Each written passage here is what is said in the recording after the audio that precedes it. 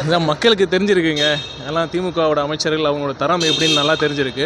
கண்டிப்பா இப்ப ஒட்டுமொத்த தமிழக மக்களும் அவர் அந்த அமைச்சர் மட்டும் இல்ல, எல்லா அமைச்சர் மேலும் அவங்க வந்து அவங்க சரியா புரிஞ்சு வச்சிருக்காங்க மக்கள். அவங்களுக்கு தகுந்த பாடத்தை மக்கள் புகட்டுவார்கள். திமுகவை எதிர்க்கிற அளவுக்கு வந்து பாஜகவை வந்து தாவேகா வந்து எதிர்க்கிறது இல்ல.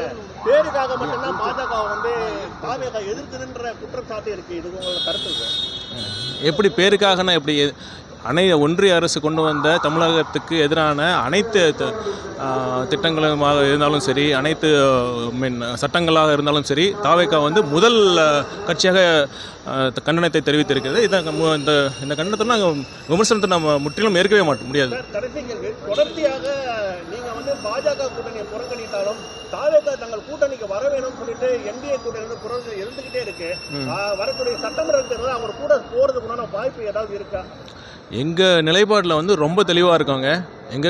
பாஜக எங்கள் கொள்கை எதிரின்னு நாங்கள் ரொம்ப தெளிவாக இருக்கோம்.